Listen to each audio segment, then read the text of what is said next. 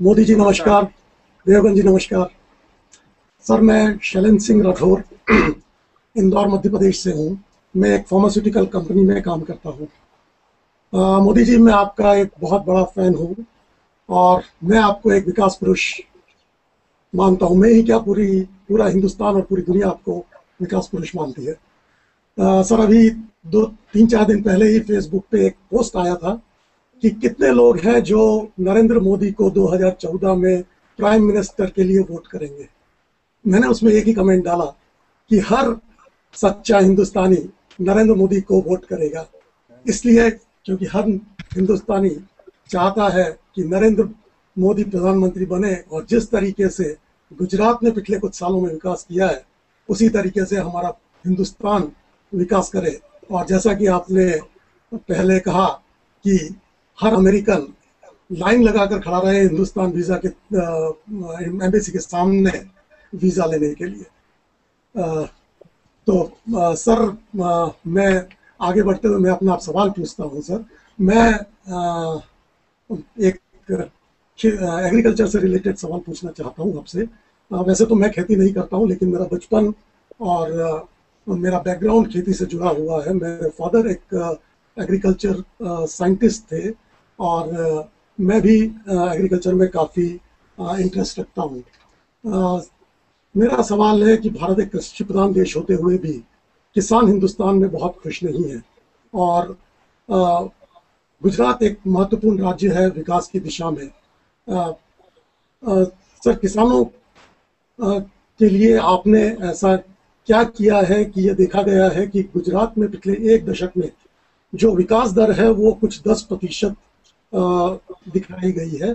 Sir आपने खेती के लिए भी उतना ही इम्पोर्टेंस दिया है जितना कि दूसरे इंडस्ट्रियल सेक्टर्स के लिए आपने किया है और गुजरात ने इतनी तरक्की की है। तो मैं यही जानना चाहता हूँ सर, इस विकास का पर्टिकुलरली एग्रीकल्चर में क्या महत्वपूर्ण योजनाएं आपने लागू की हैं और भविष्य में क्या करने वाले हैं कि गुजरात इसी तरीके से कृषि में तरक्की करता रहे। धन्यवाद। धन्यवाद जय हिंद। भैया, आपने बहुत महत्वपूर्ण सवाल पूछा है। भारत एक कृषि प्रधान देश है, लेकिन अगर हम टीवी देखें और टीवी पर जो एडवर्टाइजमेंट आती है उसको देखें तो लगता है जैसे भारत साबु प्रधान देश है। हर 10वीं मिनट पे साबुन की एडवर्टाइजमेंट आती है। यानी लगता नहीं है कि भारत साबुन प्रधान देश है कि भारत कृषि प्रधान देश है। तो ये हालत है। उसमें से हमने कृषि की जब चर्चा कर रहे हैं तो कभी कभी जो अपने आप को बड़ा आधुनिक मानते हैं उसको इरिलेवेंट लगता होगा। भाइयों बहनों, मेरे मन में जो बात है मैं जरा थोड़ा विस्तार से बताना चाहूंगा। और मुझे विश्वास है कि जो लोग लाखों की तादाद में, मुझे बताया गया कि आज शायद इन्होंने वर्ल्ड रिकॉर्ड किया है, इतनी बड़ी संख्या में लोग देख रहे हैं इस कार्यक्रम को। मैं विस्तार से इसलिए बताना चाहता हूं कि देखिए, हमारे देश की इकोनॉमी को 3 पिलर पे खड़ा करना चाहिए। 1/3 agriculture, 1/3 industry and 1/3 service sector. अगर इन तीनों का बैलेंस ग्रोथ होगा तो कभी भी हमारी इकोनॉमी लड़खड़ाएगी नहीं। मित्रों, भारत कृषि प्रधान देश है, लेकिन आपको जानकर के दुख होगा, हिंदुस्तान की सरकार संकल्प करती है 4% एग्रीकल्चर ग्रोथ का। आज मेरे देश का दुर्भाग्य है कि हम 2.5% से आगे नहीं जा पाए। भाइयों बहनों, गुजरात एक राज्य ऐसा है कि जहां 10 साल में 7 साल अकाल रहता है। गुजरात एक ऐसा राज्य है कि जहां नर्मदा और तापी के सिवा कोई बड़ी नदी नहीं है। 12 मास बहने वाला पानी हमारे पास उपलब्ध नहीं है। हम बारिश की कृपा पर खेती करने वाले राज्य हैं, अकाल पीड़ित राज्य हैं। लेकिन हमने पिछले 10 साल से कुछ वैज्ञानिक तरीके अपनाए। उस तरीके अपनाए, उसका परिणाम ये आया है कि आज गुजरात का पूरे डेकेड का 2001 टू 2011 पूरे डेकेड का एग्रीकल्चर ग्रोथ है 10.7%। ये हिंदुस्तान का ऑल टाइम रिकॉर्ड है, गुजरात का ऑल टाइम रिकॉर्ड है। देश 3% नहीं कर पा रहा है, हम 10.7 पर देश की सेवा कर रहे हैं। और उसका कारण है कि हमने वैज्ञानिक अभिगम अपनाया है। पुरानी परंपराओं से हम बाहर आए हैं। एक हमने जोर लगाया रेन वाटर हार्वेस्टिंग का, वाटर कंजर्वेशन का। पूरे गुजरात के अंदर जहां भी देखो पानी, हमने कोई 6 लाख स्ट्रक्चर तैयार किए हैं जो बारिश आते ही पानी हम रोक लेते हैं। तो एक पानी सबसे बड़ी आवश्यकता है। दूसरा हमने केयर की है जमीन की। Gujarat is the first state जिसने सॉइल हेल्थ कार्ड इंट्रोड्यूस किया। हमारे देश में मनुष्य के पास भी हेल्थ कार्ड नहीं है, हमने सॉइल हेल्थ कार्ड दिया। जमीन की तबीयत कैसी है, कमियां कौन सी है, किस क्रॉप के लिए कौन सी जमीन अनुकूल है, किस जमीन में कौन सा क्रॉप सूटेबल नहीं है, इन सारों का वैज्ञानिक अभ्यास किया और पूरे राज्य में सॉइल टेस्टिंग लेबोरेटरियों का नेटवर्क खड़ा किया और हर किसान हर वर्ष सॉइल टेस्टिंग कराए, इस प्रकार की आदत डाली है। और उसके कारण उसको पता चलता है कि उसको किस फर्टिलाइजर की जरूरत है, किस प्रकार के एग्रीकल्चर के लिए उसकी जमीन सूट करती है, और उसके कारण जो उसका वेस्टेज होता था वो सारा बच गया। एवरेज फर्टिलाइजर बचने के कारण एक एक किसान का साल का 20,000 25,000 रुपए बच गया है। दूसरा हमने काम किया पानी बचाओ, हमने ड्रिप इरिगेशन को बल दिया। ड्रिप इरिगेशन के कारण हमारे यहाँ बहुत सुविधा रही है। दूसरा, हम हर वर्ष कृषि महोत्सव करते हैं और जितने प्रोग्रेसिव फार्मर्स हैं उनको गांव गांव ले जाते हैं। हमारे यहाँ 700 एग्रीकल्चर साइंटिस्ट हैं, उनको गांव में किसानों के साथ बात करवाते हैं। इतना ही नहीं, हमने टेक्नोलॉजी के माध्यम से टेली एग्रो सर्विस सेवा शुरू की है। गांव के अंदर टेली मेडिसिन जैसे होता है वैसे टेक्नोलॉजी के माध्यम से हमारा किसान साइंटिस्टों के साथ बात कर सकता है। अपना पौधा क्या खराब हुआ है वो कैमरा पे दिखाता है, अपने मोबाइल फोन से वो दिखा पाता है। साइंटिस्ट यूनिवर्सिटी में बैठा है, वो देखता है कि इस पौधे में ये तकलीफ है, वो कर सकता है। तो ऐसे कई प्रयोग किए हैं जिसके कारण हमारे यहाँ परिवर्तन आए। दूसरा, हमने जो बल दिया है वो पशुपालन में दिया है, दूध के उत्पादन में दिया है। भाइयों बहनों, गुजरात आज इस 10 वर्ष में 68% मिल्क में प्रोडक्शन में इंक्रीज हुआ है। और हम कैटल केयर कितनी करते हैं, आपको जान के हैरानी होगी, हिंदुस्तान में इंसान के कैटरेक्ट ऑपरेशन भी करने में दिक्कत है।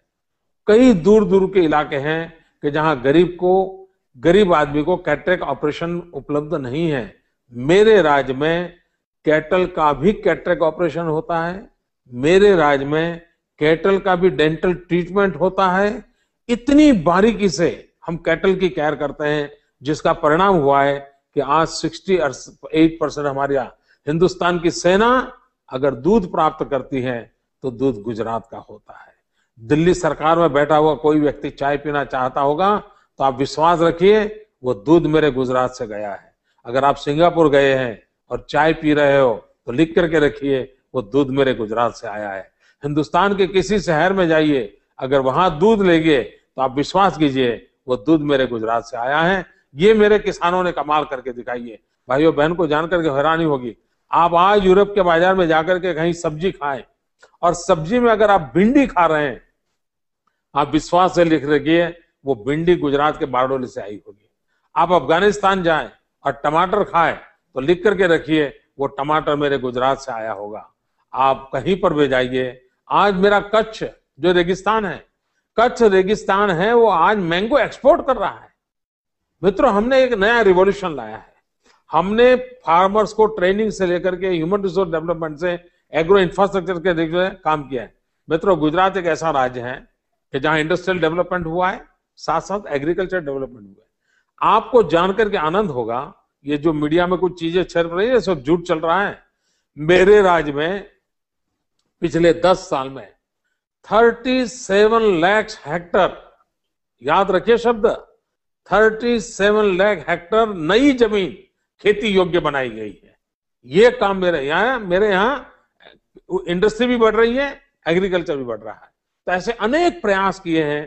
कृषि महोत्सव ये रेगुलरली नॉलेज ट्रांसफॉर्मेशन का एक बहुत बड़ा अभियान में जून महीने में, जबकि 45 डिग्री टेम्परेचर होता है मेरे राज्य में, हमारी पूरी सेना गांव गांव जाती है, खेत जाती है, किसानों के साथ बैठती है और बारिश आने से पहले आधुनिक दिशा में कैसे आगे बढ़ना उसके लिए भरपूर प्रयास करती है। और उसका परिणाम है कि आज हम इतना we are a cotton grower state.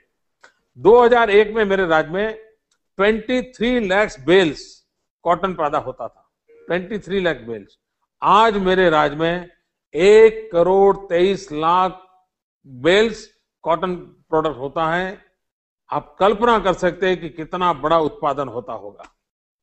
तो ये काम एग्रीकल्चर में किया है। हिंदुस्तान का किसान सामर्थ्यवान है, समझदार है, बहुत कुछ कर सकता है, और इसलिए मेरा मत है कि आइए हम इसमें जुड़े और हम एग्रीकल्चर को भी उतना ही महत्व दें। मुझे ये भी बताया गया था कि Gujarat is the only state जहां पे ग्राउंड वाटर टेबल भी ऊपर आया। यस, गुजरात में करीब 3 मीटर से 13 मीटर तक वाटर टेबल ऊपर आए, और वो भी रेन वाटर हार्वेस्टिंग के हमारे अभियान के कारण आए, और उसके कारण बहुत बड़ा फायदा हुआ है। Next is Manoj Kesarwani. Manoj Kesarwani ji sir, Modi sir प्रणाम आपको। और मनोज केड़ो हाल है? सब ठीक है सर, आपकी आशीर्वाद। और आज मैं भी धन्य हुआ आपसे बात करके। और अजय जी को नमस्कार, और नमस्कार। साथ में आने के लिए हमारा सौभाग्य है कि मैं आपसे लाइव बात कर पा रहा हूँ। सर, एक व्यक्तिगत सवाल है जो कि काफी दिनों से गूंजा रहा है मन में। एक चीज ये है सर कि आप दिन में कितने घंटे सोते हैं? निरंतर, मतलब 1 साल नहीं, 2 साल नहीं, निरंतर 11 सालों से काम करते हुए आप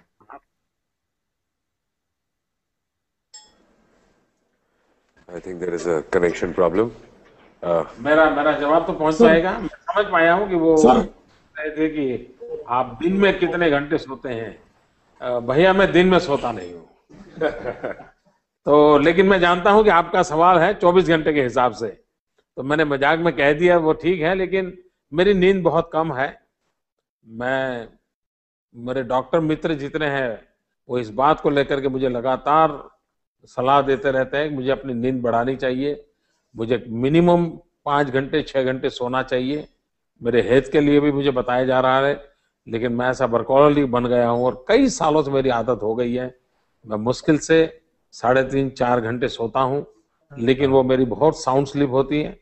मैं बिस्तर पे जाता हूँ, 30 सेकंड में मुझे नींद आ जाती है, 30 सेकंड में। और सुबह जब मेरा उठने का समय होता है, ठीक उसी समय उठता हूँ। तो एक प्रकार से साउंड स्लीप है, लेकिन मेरी बहुत कम स्लीप है। मुझे दिन भर कभी सोना नहीं पड़ता है, मैं दिन भर काम करता रहता हूँ। और उसका एक कारण है, मैं योग और प्राणायाम इससे जुड़ा हुआ हूँ। कभी कारणवश साल में 1-2 बार मैं बहुत थकान अगर महसूस करता हूँ, तो मैं डीप ब्रीथिंग करने की आदत रखता हूँ। 5 मिनट 10 मिनट डीप ब्रीथिंग कर लिया तो मैं फिर फ्रेश होकर के फिर अपने काम में लग जाता हूँ। आप मुझे सुबह मिलेंगे